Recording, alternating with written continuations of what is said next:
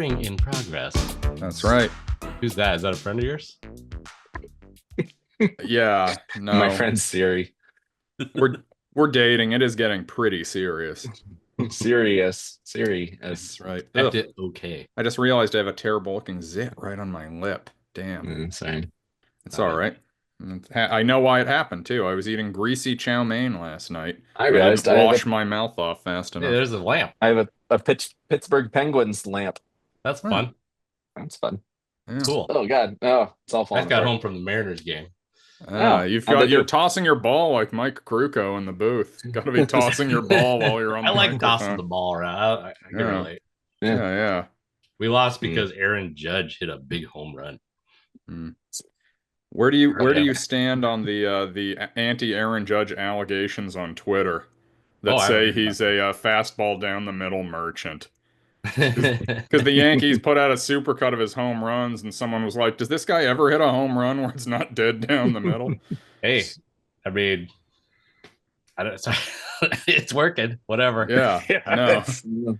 Maybe stop throwing those. I don't know what I would say. Kind of well, that's why people like to argue that's why he falls off in the playoffs, because they're like, okay, we're not going to crank him down the middle to this guy anymore. I would assume they'd stop doing that.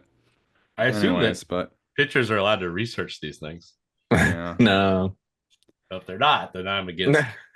If they were pitching to Brandon Belt, that was his scouting report. Just throw it straight down the middle. Straight down the middle. There's nothing you could do. That guy had a great last name for baseball. Yeah. He never belted as much as we wanted him to, though. No. You'd be like, if you look at the advanced stats, he's really very good. It's like, yeah, but if I look at the home run number, it's 17 every year. No matter how primed for that explosion he looks. His last name should have been Slap. At least Slash. Come on. He had a lot of doubles. No. This isn't baseball chat, obviously, but DT, do you happen to know how long it's been since a San Francisco Giant has hit 30 home runs in a season? I'm guessing it must be some kind of crazy thing. It hasn't happened since Barry Bonds was 43 years old and he did it. It has been almost 20 years since a Giant has hit 30 home runs, and that's something bad teams have all the time. And that sounds like some karma ass shit right there. Yeah. So what you're saying is he's 43, so I still have one more year to hit 30 home runs or more. Yeah. I mean, that guy you knew said that guy you knew said he never thought Jock Peterson would be a home run hitter, so maybe there's hope for you too. True, it's true. A guy I met one time who used to play baseball with Jock Peterson in high school. Was he a cool guy?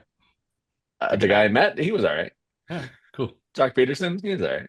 Yeah. I think the guy I met was cooler.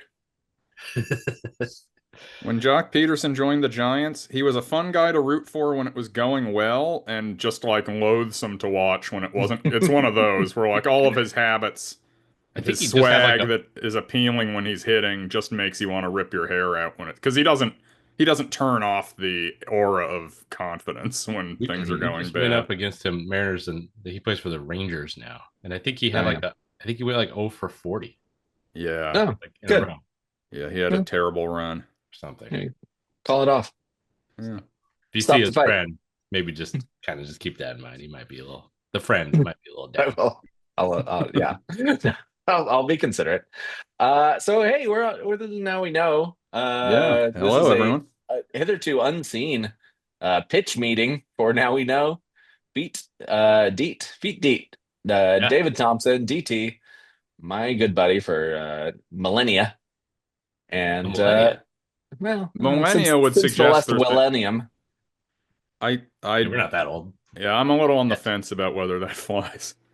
Obviously, it's not. I was not part of your childhood crew, so I can only weigh in but so much.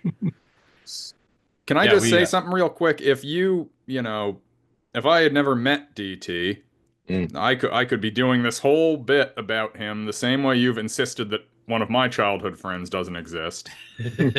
And Chris Farmer, but his name's not Kevin Farmer. It's not KF. Kevin Baker, Kevin Candlestick Maker. My name's not Kevin Painter. Jordan. I guess Is your last name Streamer? That might work. Yeah.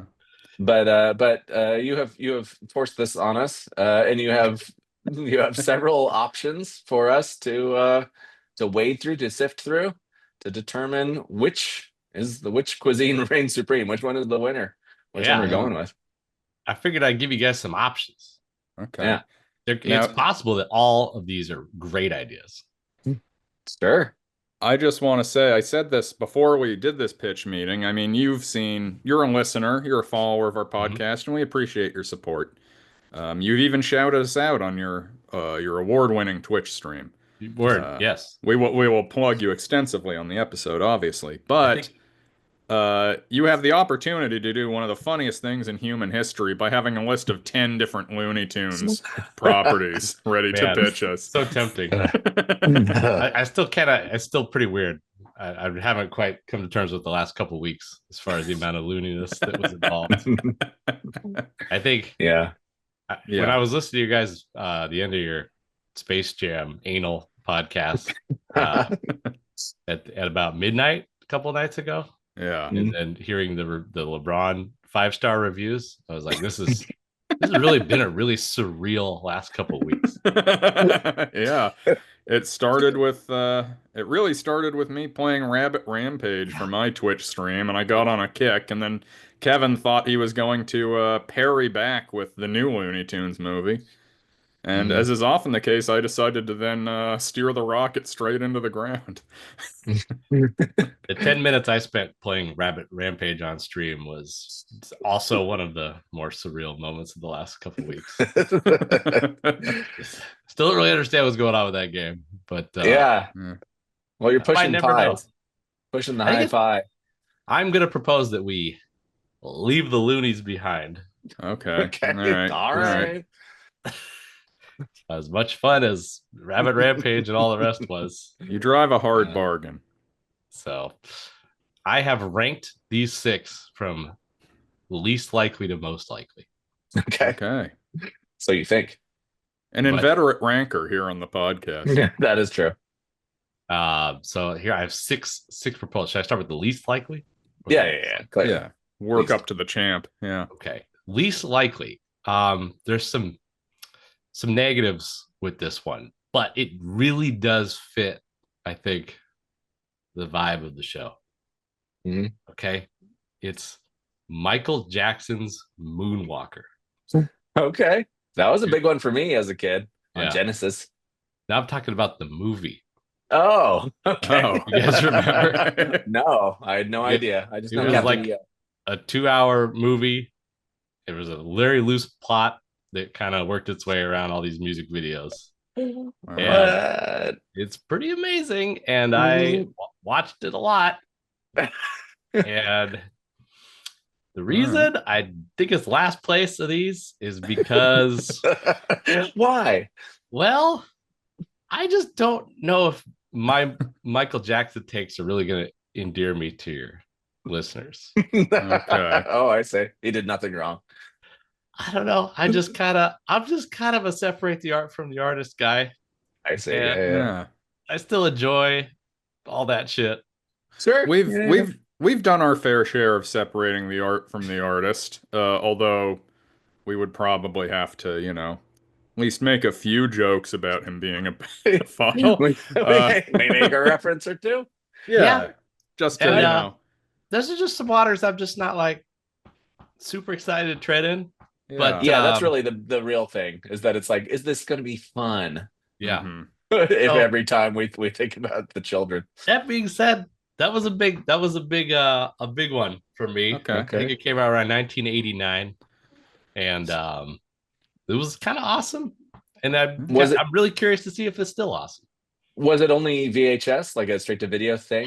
Probably. I don't remember how I think it was on TV, and I recorded it and watched the tape with the commercials, fast forwarding through the commercials. I'm pretty sure. I don't know what. This is kind of one of those ones where I don't remember how it got to the people. I know that it was made. Was it a TV movie? Was it a well, when did it come out exactly? I don't even know. Like, did it come out around when Bad came out, and then I saw it later, or what? I honestly don't know. But this is like, I'm pretty sure this is like when they debuted the Smooth Criminal video, which is like the most famous one, or one of his more famous ones, with the lean and everything. And I don't know. I just watched a lot, and I think it'd be fun to revisit. Yeah. Okay. That's all right. That's least likely. So that's your least likely for reasons of fearing the mob coming after us. So I assume number 5 is the Cosby Show. Number 4 is a career retrospective on O.J. Simpson. Number 3, Robert Blake's Beretta. Okay, Jerry Sandusky's greatest hits. Yeah. I mean, I'm sure. Hey, listen, it's kind of maybe we can hit a home run with that, but it's true. Good strikeout. Baseball reference. All right, number 5. All right, this is one. It's ranked this low because of the mystery of it. This is the one that goes the farthest back for me. Okay, this is called Dinosaur! Exclamation. Okay. Anybody know what the hell this is? It sounds familiar. I know Evan at one point wanted to do some sort of like made for TV movie, but I think that was Dinosaurs. It was some sort of VHS thing. So this is definitely not. Yeah. Well, I don't know, because this is the most mysterious one, because trying to navigate the 80s dinosaur lands is difficult. There's just a lot. There's a lot of dinosaur stuff. Yeah. This is what I think this is.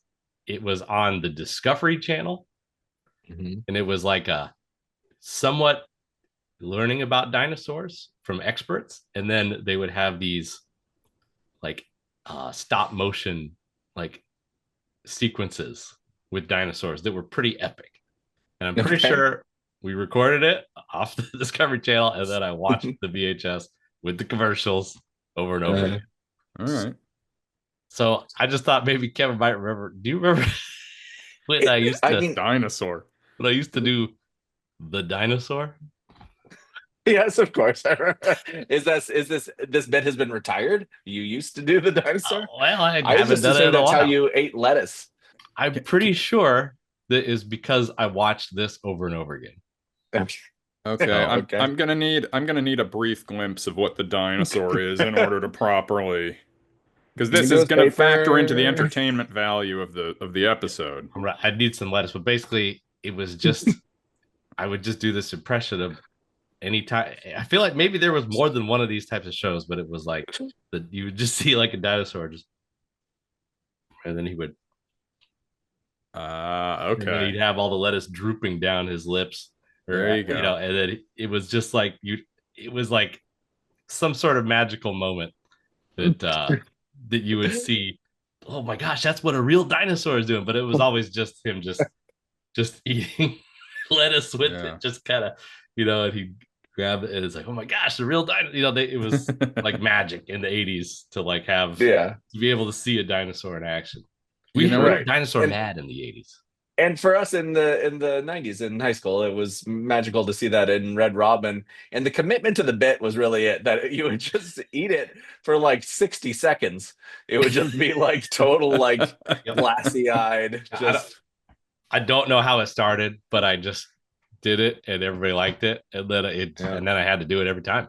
It's important. It's important to have a go-to move, Yeah. It's overtime. It's a tie game. You got to get a laugh. What are you going to do? Stare down the lens and start chewing that lettuce. I think people just kind of wanted me to do it, though. I don't think it was like, I was just trying to, whatever. No. It's like there's a lull in the conversation. Yeah. And everybody's like, what's going to be a hit that's going to bring us all back together? Anyway, I don't know. I thought that one might be kind of fun for Kevin in particular to maybe see the origins of that. Yeah. You know what you're doing it just now reminded me of?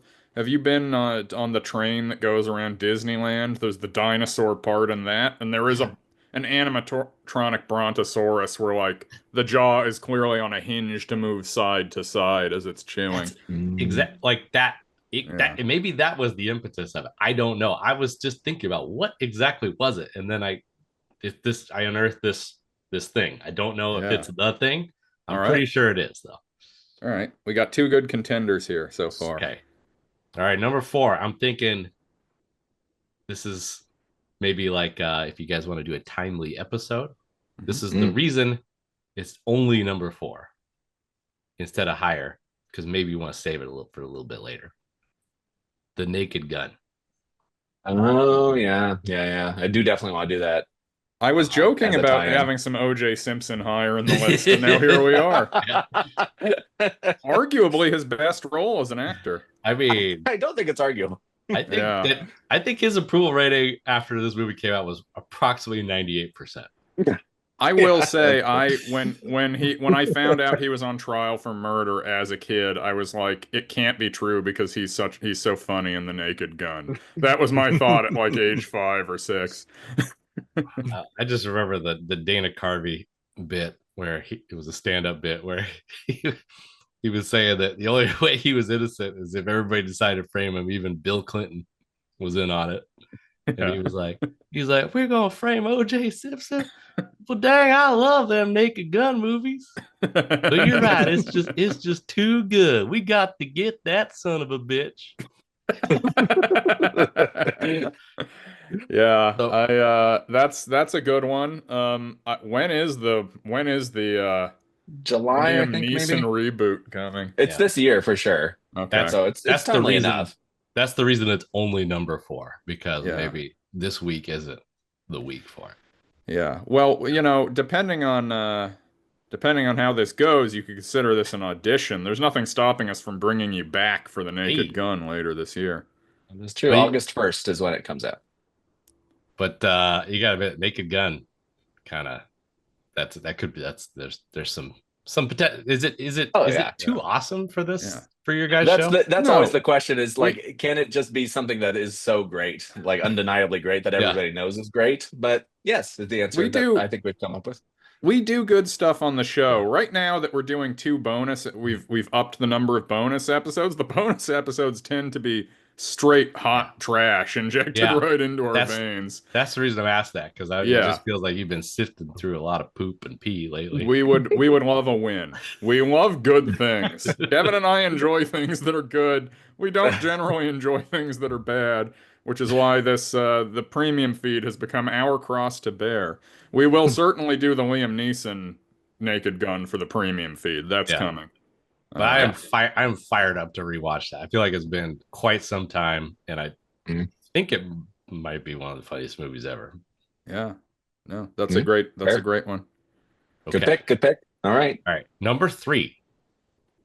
What's holding this one back? Obscurity and the fact that I have watched it, a lot of it recently. Okay. This was 1989, courtesy of the NBA. They made a video, straight to VHS, little video for the peoples, called Dazzling Dunks and Basketball Bloopers. Okay. Marv Albert narrates it. So we're sticking to the theme of problematic featured players. Utah Jazz, ex-Utah Jazz coach Frank Layden is on hand, and it's just an absolutely glorious video. Just like, basically this was like my introduction to, or this was the reason like I became first a basketball fan and then a sports fan, basically. It was just this video, just watching it over and over again. It was classic. And it takes some pretty big swings humor wise. Most of them hit, I think. At least that's my feeling. But you guys might have some different takes, because I might just be defending this video to the death because it's like so important to me. But you guys might you guys might think some of the humor attempts are, because Marv is really going for it in this. I feel like he's kind of amazing in it, but be interested to hear your takes on it. Yeah. Okay. I'm not above it. I want to be very clear about that. You seem a little nervous as you're pitching it. Well, But I watched so many sports blooper VHS tapes as a kid. It's really the greatest inroad to getting a child into sports is look at them doing it bad. Look at them doing totally. this worse than like, don't you feel like you could do this better yeah. than these big strong men? I what's making me nervous probably because I'm gonna be like if I ever like was watching this like next to somebody, I'd just be like, pretty funny, right? Like, Yeah. Dude, did you catch that? He was because he's doing the thing, from the thing, and then get it because they'd be like, yeah, I get it. It's It's I pretty thought you were gonna straightforward. say that you thought I was gonna say what? I thought you were gonna say that you were worried because you were gonna be like Robert De Niro in the remake of Cape Fear, where you're gonna be smoking a cigar and just like laughing so hard at all of the botched dunks that it would make us uncomfortable. That could happen too. Yeah. But yeah, that's just I don't know if that's I do feel like there's some potential that there's some pretty ridiculous things that happen in those videos that or maybe I don't know. Like they take some pretty big swings to on the humor there. But then also you got the dazzling dunks. So it's like they're showcasing the superstars of 1989 NBA, and it's pretty thrilling. That stuff's pretty exciting. Yeah. So, I'm sure on this video there would be video proof that there was indeed a player named Spud Webb who could dunk despite being only 5'8", which I mentioned casually on a recent episode, and Kevin was like, not having been an NBA fan, I just have to trust you that you're being honest when you tell me there was a man named Spud Webb. Kevin, the fact that you don't know about Spud Webb's, you'll be blown away by the Spud Webb part of this video. It's like you'll just be like, oh my gosh, you'll be like, that might be when he wins the 87 or 86 slam dunk championship. You'll be like, I think I just saw one of the great moments in the history of sports. Yeah. Pretty much. Right. Little guy just throwing it down. It's crazy. Yeah. It feels like cheating to put in the dunk contest in the dazzling dunks section. I guess why wouldn't you? But well, it was dazzling. It was dazzling back then. We all, the whole NBA All-Star Weekend is just like a corpse now. It's a husk of what it used to be. 1988 Chicago All-Star Weekend. They had the dunk contest. It was Dominique Wilkins and Michael Jordan in the final. And the way they treat it in this video, they make it seem like the greatest duel in the history of sports. And I'm not 100% sure it wasn't. Like, I don't know. I think if you like, I found on YouTube and I'm looking at the comments and they're like, it's like, just everybody's like, oh man, that Dominique versus Jordan, like that was the great, that was all that me and my brother talked about, and it was like we would do the lines from this video, we would recreate the dunks, and then it'd be like, do the, like all the little asides that they show like of the audience and stuff, and like the announcer. So it was pretty great. I need to very quickly step away. I'll be back in like 1 minute. No problem. Hey, my mom gave me a drink with some. Your mom gave me a drink. It's a healthy drink. It's got some what? It's got some vinegar in it. All right, I'm listening. It Are you ill? She said it's gonna help my digestive system. Is it apple cider vinegar? People talk about that a lot. Oh, yeah, it is. And I'm not really used to it, but there's also some cinnamon in here. I kind of just choked on it a minute ago, but I'll be all right. Yeah, I kind of want a lozenge, but maybe we don't have time for a lozenge.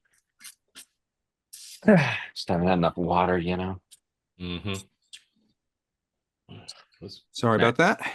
No problem. Yeah, I watched about a month ago, just on a whim, I went online and was looking for old VHS rips of those old NFL films, like compilations, because my younger brother Evan, not much of a sports fan, and I just had this idea that it would be funny to like force him to watch one of these videos, so I found a VHS rip of Thunder and Destruction, the NFL's hardest hits, and made him watch it. And you know what? Honestly, the hits not as hard as they weren't like they should have been a little harder. Me and Dan and Travis found like a 1986 or 87 NFL films like just compilation video like at like I don't know, like the library or something. We all sat down and watched it because Travis still has a functioning VCR. Nice. And it was awesome. We were like, this is so good. If you're they should, I wonder if people who go to the library ever, it's like, you know, you go to the drugstore because you need to buy condoms, but then you're like, but I'll sort of buy this bunch of bananas so it doesn't look like I'm just here for the condoms. You rent the you rent the NFL's. Oh, I guess that's not a, that wouldn't help. If you go to the library to check out NFL's hardest hits, do you then have to be like, also, do you have any Dostoevsky in?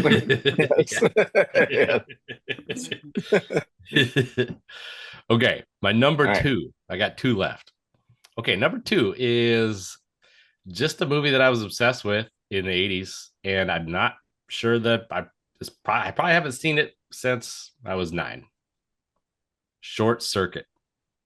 Okay. Yes, absolutely. That is for sure one of our things that there's a lot that I'm like, someday somebody's gonna want to do one of these that I don't just like Labyrinth, where it's like I have plenty to say about this, but we should have as many people as possible on this one because this is a Stone Cold classic. We need as many angles possible. All right. So this is a classic, right? Because I don't actually remember if it's like as good as I thought it was back then. Yeah. I mean, Short Circuit 2 was really my jam. I like that one too. Yeah. It's got the Indian guy. I'd like to do that one too. But Short Circuit was the one that it sure does. It was the TV movie, and I recorded it. And so I watched it over and over again with commercials. Fast forward through the commercials, go up to the VCR, hit the fast forward button. Didn't have a remote for that son of a bitch. But you know, I just liked it that much. That was all of your stories tell me that you don't know about pausing the commercials, where you hit pause on the record and then you unpause when the show comes back on and it just doesn't record during that time. That's people who do that are the reason we don't have like the full nostalgic record we want of these things. The people who recorded the commercials, those are the rips I want to see. That's true. Here's how I think it went down. The movie, I was aware that the movie was on a certain time, and I had the ability to set, or I would hit record. We had things going. We either would start the recording, then come back and stop it when it was over. So maybe or like I would tell like my dad to stop it at like 10:30 p.m. or something after I went to bed. I don't know. I honestly don't know. But I think I had the ability to set like a certain time. So if I wasn't there, then I could set it for a certain time, maybe. But I definitely did not have a remote for that son of a bitch. So I had to go up, fast forward it underneath the TV, and of course I had to open up the thing, fast forward. Okay, it was an open up the thing one. It wasn't all on the face. It wasn't just sitting there. It was good. But anyway, that was commonplace. I mean, we only had. It wasn't like we had a whole big collection of VHS tapes. So if I had a movie recorded off TV that was a good one, I'd hit that one up again and again. No, that's a center cut choice. That would be right in the wheelhouse. Kind of what I was thinking. I'm very curious now because you still have one more that you've rated your top choice. Yeah, and Short Circuit feels so much like the High Heat that now I can't help but wonder what the number one seed is in this tournament. Yeah. That one felt wheelhouse, but I don't know. Something about me wants to bring a little wackiness to the party. Sure. So this one isn't quite as wheelhouse, but my number one choice is Police Academy 4. Number 4. Is that Mission to Moscow? It's Citizens on Patrol. All right.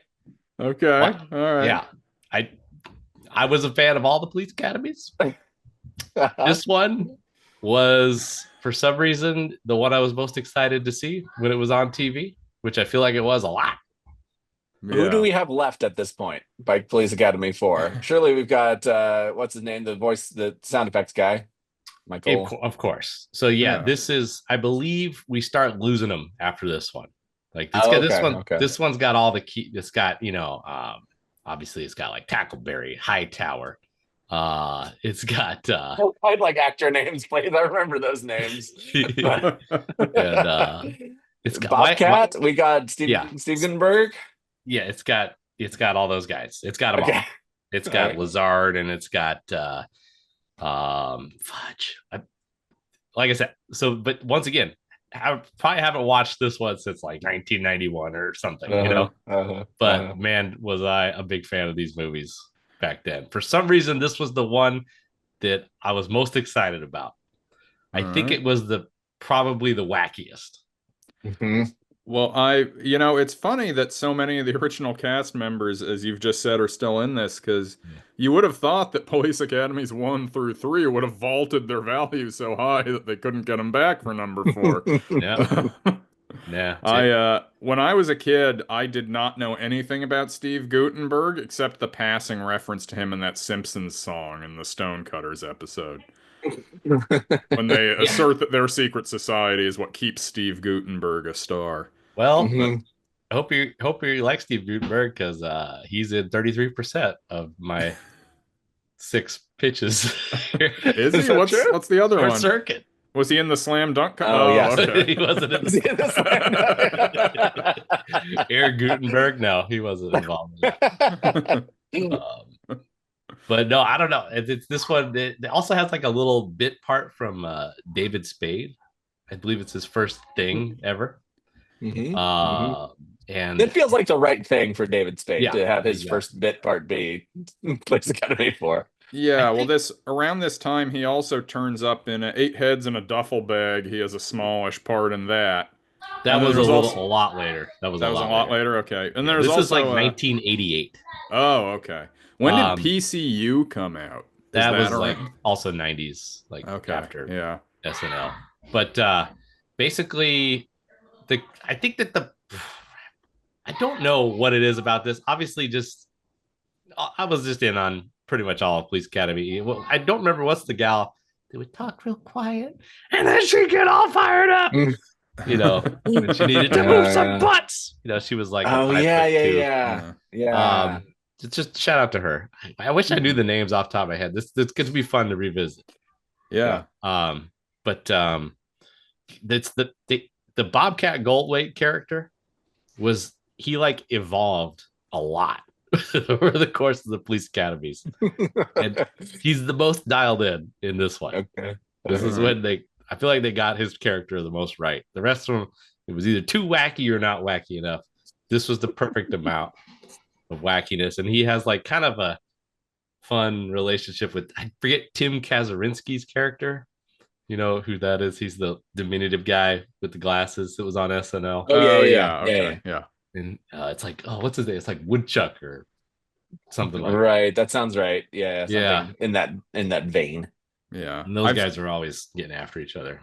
I've seen the first Police Academy, and that's it. I'm not familiar with the run of sequels. So that is also that also feels center cut, albeit the short circuit's the center cut fastball. Yeah. Police Academy 4 is the knuckleball that somehow drifts right over the middle of the plate. Oh, I should mention that for Police Academy 4, there's a good chance it's terrible. Oh, yeah. You don't say. Thanks for clarifying that. This is, to me, having heard these options as you've laid them out, I don't know what Kevin is. We haven't discussed this. Obviously, we couldn't because we didn't have your list. Kevin certainly didn't. No, the dirty little secret here is while your mesh Wi-Fi was being installed, this list was handed to us in secret. No, I think the two that feel the best to me, like for right now on this, Short Circuit is obviously a winner, but I also feel like I want something that is feels like really you, which is why I would like Police Academy 4. I'm very into that idea. I am also Yep. extremely into the Naked Gun Yes. because unlike Police Academy 4, I think the Naked Gun is probably very good. And I but would probably cry if it turned out it wasn't as good as I remember. yeah. But it is also the case that since we have this Naked Gun coming out later in the year, like Naked Gun would be something that I'd probably be quite happy coming back to when it was like timed for that.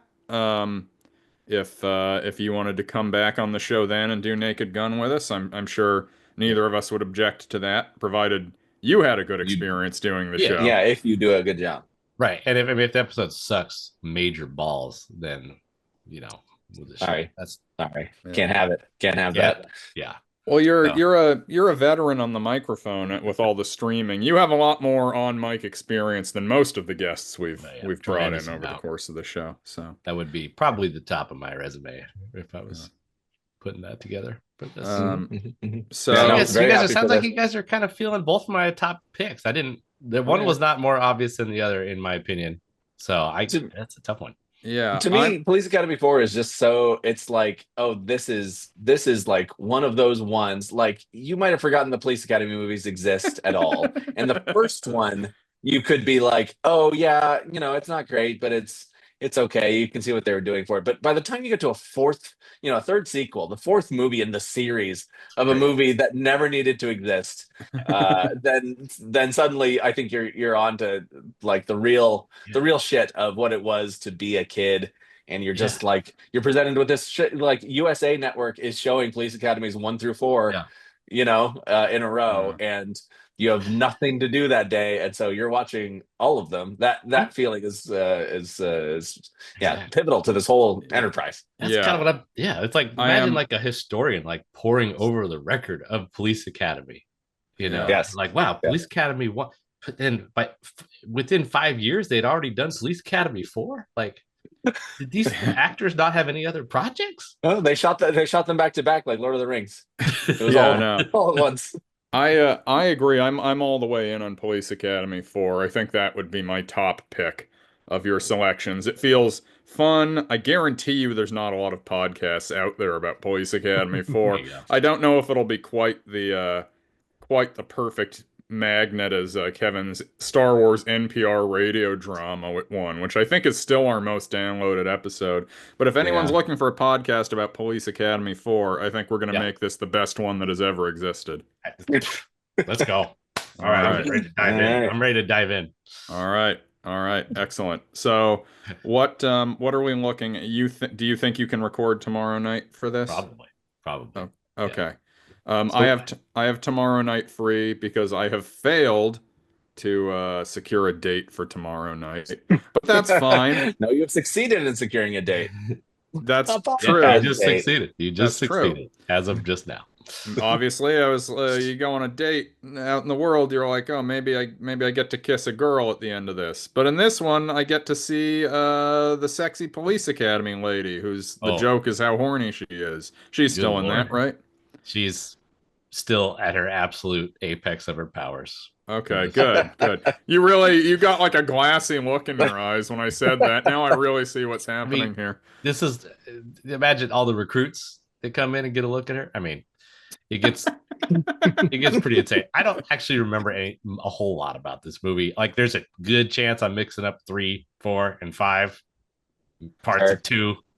Yeah, 6 is an utter disaster. Probably one of the worst movies ever. Is that Moscow? No, wait. I'm getting that mixed up too. I think 6 was still okay. 7 is Moscow. I can't believe they did 7 of these. Jesus. They're putting these out at the rate they put out like those Dragon Ball Z movies in the 90s, where they're putting out two in theaters a year. Someone made an AI thing of Steven Spielberg surrounded by all the actors from Police Academy, and like they were like aged to today, and it was like Police Academy 8. Spielberg directing. Who says no? Yeah. I was like, oh, this is AI, but it kind of looked real. Anyway, we're thinking about doing Police Academy 4. Hello. Hi. Hi there. Hi. Dr. Steak Sauce in the house. Flash. The big question: are we just doing? Are we just gonna watch that one movie? I think that's sufficient. Yeah. We need to watch all 4 in order to understand the context. I have already seen the first. I've seen the first one. The only thing I really remember about it is that it ends with a joke where like the stuck-up dean is like getting a blowjob behind a lectern, I think, but he doesn't know that it's a man doing it. Right? Isn't there some recurring joke where like, boy, yeah. These are like, this is the reason I picked this, because I don't remember. It was a long time ago. Maybe they'll bring that one back. Who knows? But yeah, basically the way we would typically do this, once upon a time when Kevin and I did all of these in person, damn near, we would watch it together because then we were doing the watch along tracks. Now that we don't have to do that, all 3 of us can watch this at any point over the next 24 hours to prepare and get all our ducks in a row. But I think we should have a pact that we're not gonna get too much context from the other police academies. Yeah, no, I'm not watching any of the other ones. Don't worry. Okay. You would have had to have given me a week if you wanted to get me to watch some of the other surrounding police's academy. We just don't want anybody strutting into this thing with some big leg up on the pillow. Yeah, no, I'm gonna Don't worry about it. You'll be on a level playing field. I like that you're already sort of sweatily nervous that we're going to come in better prepared in the Pantheon than you are. Well, listen, if we're going to have an argument, I don't want you guys bringing up the character development factor. Sure. I think if you recall from Police Academy 3, Bobcat Goldthwait was not involved because the little guy, right, is involved with a hot lady. All I remember basically is her putting his face between her boobs and being like, maybe will that be me someday? I think I be the little guy? That's the Asian guy. Oh, it's the Asian guy. That's right. It's not the little guy. Yeah. So I'm telling you, I bet that he's a sensitive character, sensitively portrayed. The Asian guy. Yeah, he's just Asian. They just refer to him as Asian guy. It's weird. I mean, that's how we credited you in high school too. Yeah, Asian Kevin Spacey guy. Asian Kevin Spacey guy. What? Asian Kevin Spacey? Kevin, you gotta tell that story. I'll do it on the pod. All right. You'll say that for later. Yeah, I don't know if but there might not be any Asians in this. I think they he's out by then. No, that was their one chance. Movies like comedies in this window of time, it's like the lure of like racist Asian jokes is like the least escapable thing in American comedic cinema. There will be something. I think we can all be pretty well assured of that. There's some tweet recently that was like every band in the 80s had to put out an album called Tokyo Nights, and there was like a digital voice that said like, Nintendo Kendo, your eyes make me smile. and if you refuse to put out this album, you were killed. Ian, my brother Ian, show brother Ian, was at a play that I was in and saw someone in the audience and was like, is there something that goes to your school that looks like an Asian Kevin Spacey? And I was like, I don't think so. The answer was yes, it is one David Thompson, white on both sides. It's so random. You kind of see where he's coming from. Like 100%. I mean, like, I definitely, especially back then, looked like an Asian Kevin Spacey. Yeah. So that Asian Kevin Spacey guy was just how Ian referred to David forever. Yeah. Has your wife had opportunity to weigh in on this question? Is this a shared opinion in the home? I don't know. I think I don't remember what her big take is on the Asian stuff, but good Lord. I mean, I would like it all started when I was like less than 1, and my mom was just like kind of just had me like got in some grocery store, just some Korean lady came up to her and was like, oh, congratulations, like you adopted a Korean boy or something. Very bold guess. Yeah. When you even that she was married to a Korean, not possible. Or whatever. I don't know. Like, yeah, I don't remember what what the story was, but yeah. And For then whatever reason, when you started telling that story and assumed the voice of the Korean woman coming up to your mom, I was hearing it as though this was like a Norm Macdonald joke, like, ah, you got a little Asian baby there. yeah. Congratulations. Yeah, you got one of those Asians there. Yeah. One of those Asians from Asia. Yeah. I was working with a guy who was on tour, and Norm Macdonald was the opener for whatever comedian he was on tour with. And he said Norm Macdonald, he would do his opening set, and then he'd just like get drunk and just wander around and just kind of be Norm Macdonald for no one. And so he went up to like the stage manager and was like, "Hey, you told me how to get to the stage there. I don't know how to get backstage."